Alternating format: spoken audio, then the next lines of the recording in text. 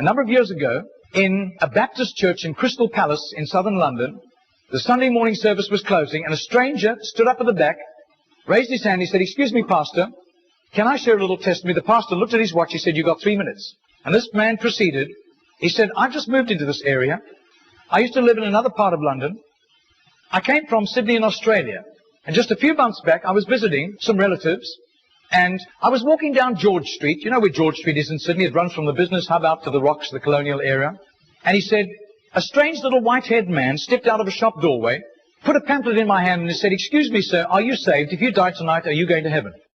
He said, I was astounded by those words. Nobody had ever told me that. I thanked him courteously, and all the way on British Airlines back to Heathrow, this puzzled me. I called a friend who lived in this new area where I'm living now, and thank God he was a Christian. He led me to Christ. And I'm a Christian, and I want to fellowship here. And Baptists love testimonies like it. Everyone applauded and welcomed him into the fellowship. That Baptist pastor flew to Adelaide in Australia the next week. And 10 days later, in the middle of a 3-day series in a Baptist church in Adelaide, a woman came to him for counseling, and he wanted to establish where she stood with Christ. And she said, "I used to live in Sydney. And just a couple of months back, I was visiting friends in Sydney, doing some last-minute shopping down George Street, and a strange little white-haired man, elderly man, stepped out of a shop doorway, offered me a pamphlet and said, 'Excuse me, ma'am, are you saved? If you die tonight, are you going to heaven?'" She said, I was disturbed by those words. When I got back to Adelaide, I knew this Baptist church was on the next block from me, and I sought out the pastor, and he led me to Christ. So, sir, I'm telling you that I am a Christian. Now, this London pastor was now very puzzled. Twice, within a fortnight, he'd heard the same testimony.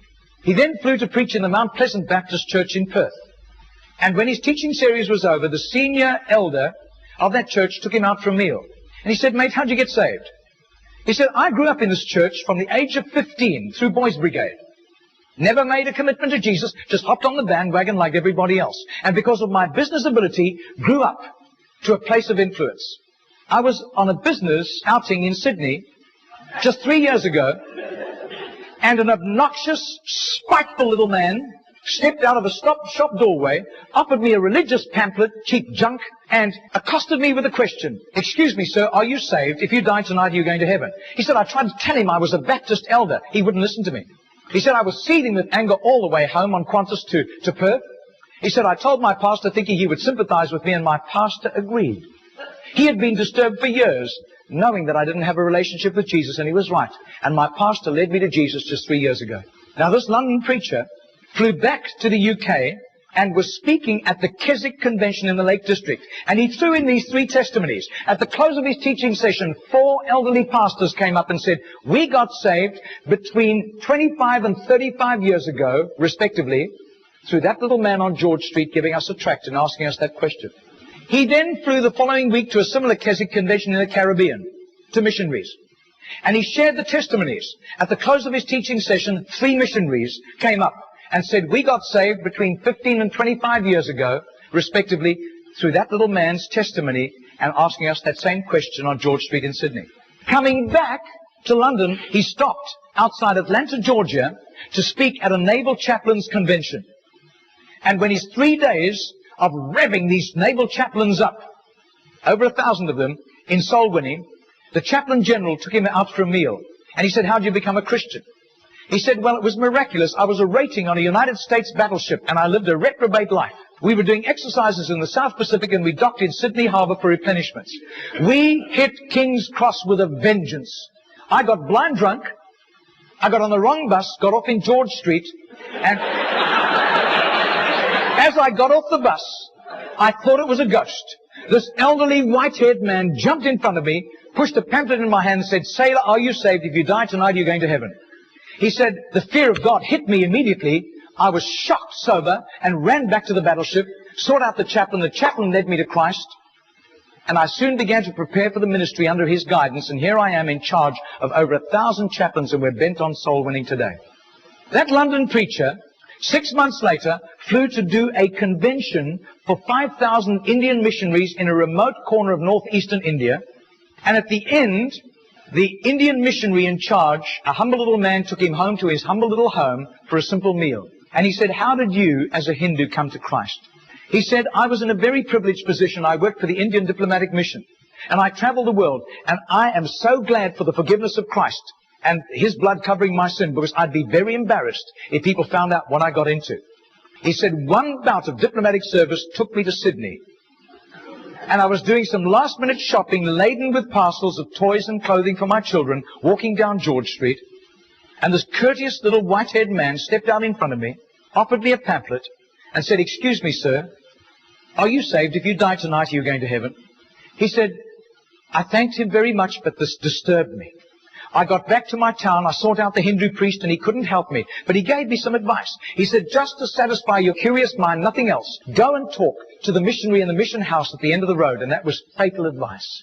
He said, because that day the missionary led me to Christ. I quit Hinduism immediately, and then began to study for the ministry. I left the diplomatic service, and here I am, by God's grace, in charge of all these missionaries, and we are winning hundreds of thousands of people to Christ.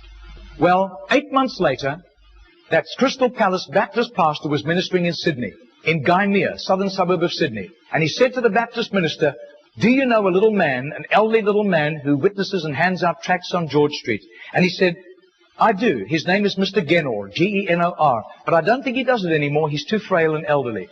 The man said, I want to meet him. 2 nights later, they went around to this little apartment, knocked on the door, and this tiny, frail little man opened the door. He sat them down, made them some tea, and he was so frail he was slopping tea into the saucer as he shook. And as he sat with them, this London preacher told him all these accounts over the previous 3 years. This little man sat with tears running down his cheeks. He said, my story goes like this. He said, I was a rating on an Australian warship, and I lived a reprobate life, and in a crisis, I really hit the wall, and one of my colleagues, whom I gave literal hell, was there to help me. He led me to Jesus, and the change in my life was night to day in 24 hours. And I was so grateful to God. I promised God that I would share Jesus in a simple witness with at least 10 people a day, as God gave me strength. Sometimes I was ill, I couldn't do it, but I made up for it for other times. I wasn't paranoid about it, but I have done this for over 40 years, and in my retirement years, the best place was on George Street. There were hundreds of people. I got lots of rejections. But a lot of people courteously took the tracts. And he said, in 40 years of doing this, I've never heard of one single person coming to Jesus until today. Do you know, I would say that has to be commitment. That has to be just sheer gratitude and love for Jesus to do that, not hearing of any results. Margarita did a little count. That's 146,100 people. That simple little non-charismatic Baptist man influenced somehow to Jesus. And I believe what God was showing that Baptist minister was the tip of the tip of the tip of the tip of this iceberg. Goodness knows how many more had been arrested for Christ and were doing huge jobs out in the mission field. Mr. Genor died 2 weeks later. And can you imagine the reward he went home to in heaven? I doubt if his face would ever have appeared on Charisma magazine. I doubt if there would ever have been a write-up with a photograph in Billy Graham's Decision magazine, as beautiful as those magazines are. Nobody except a little group of Baptists in southern Sydney knew about Mr. Genor. But I'll tell you, his name was famous in heaven.